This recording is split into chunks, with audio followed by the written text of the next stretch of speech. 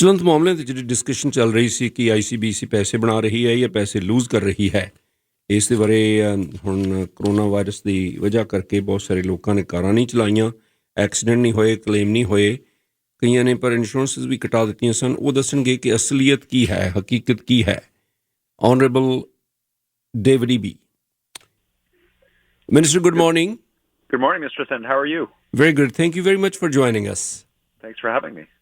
So, finally, I'm hearing that the ICBC is making money. Are you losing money or are you making profit? What is the clear picture? There have been so many kind of figures were released and we're all confused.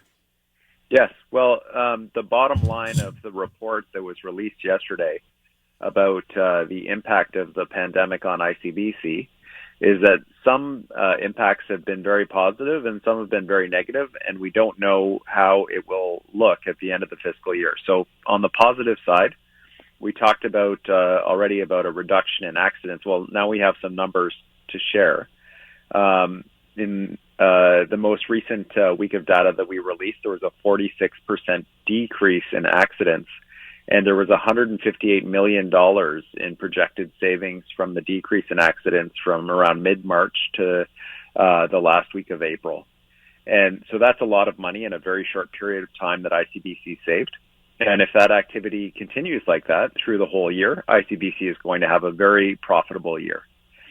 On the other hand, there were a huge number of people who canceled their insurance. 103,000 people canceled their insurance, and 57,000 people changed their rate class, so they are no longer driving for business or they're no longer commuting as far. And if that continues for the whole year, that's going to reduce ICBC's revenue by $250 million. And also, why you want to wait till the end of the fiscal year? People need the money now, Mr. E.B. Yes.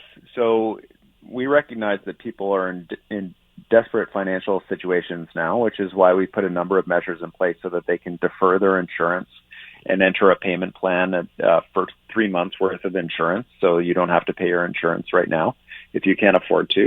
If you aren't using your vehicle because you lost your job entirely, you can cancel your insurance and put storage insurance on for no charge. And $5 million worth of savings has been passed on to British Columbians in terms of just the fees, and pardon me, in terms of the reduction in premium, $250 million in premium money is staying with British Columbians and not going to ICBC.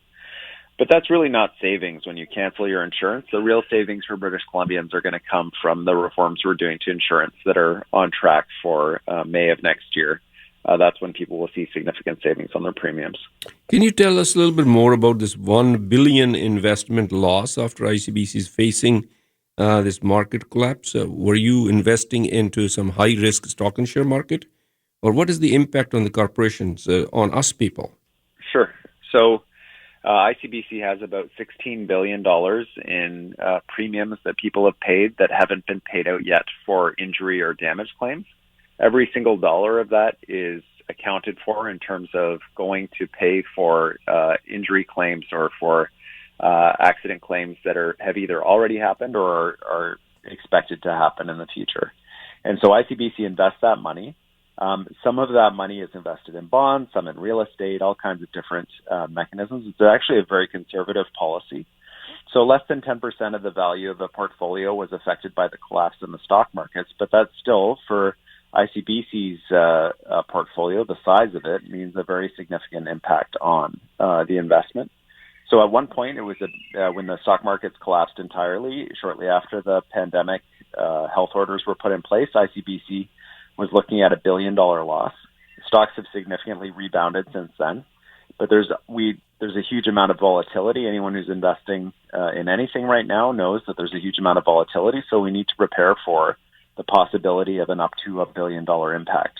So we don't know what it's going to look like, and we're just being extremely cautious at this point.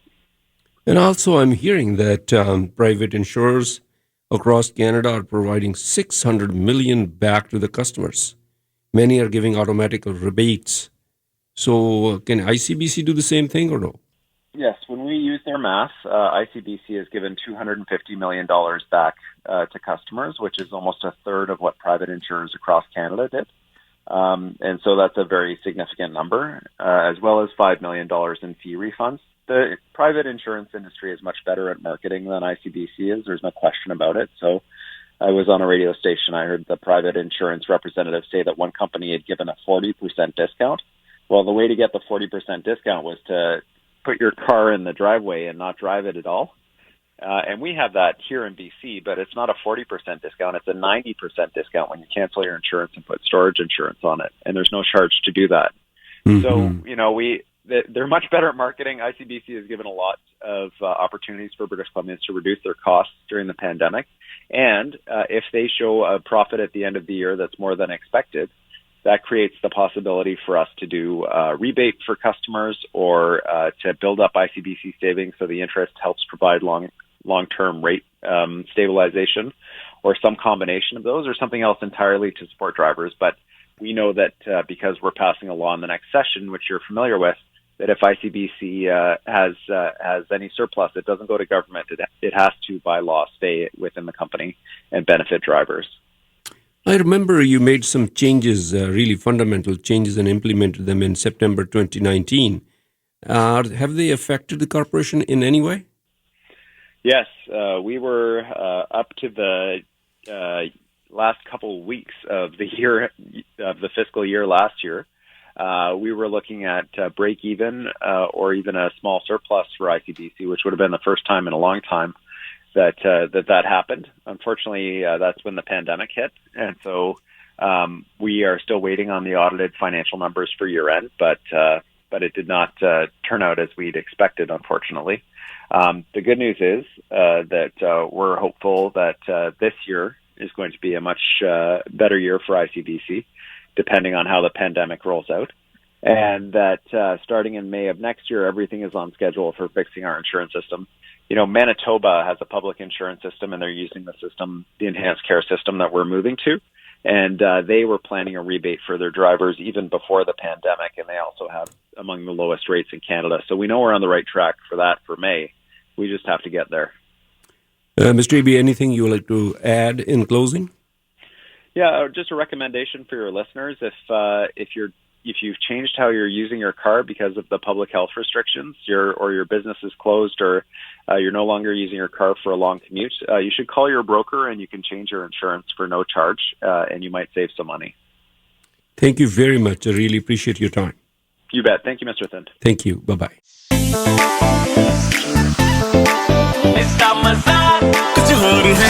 Red FM.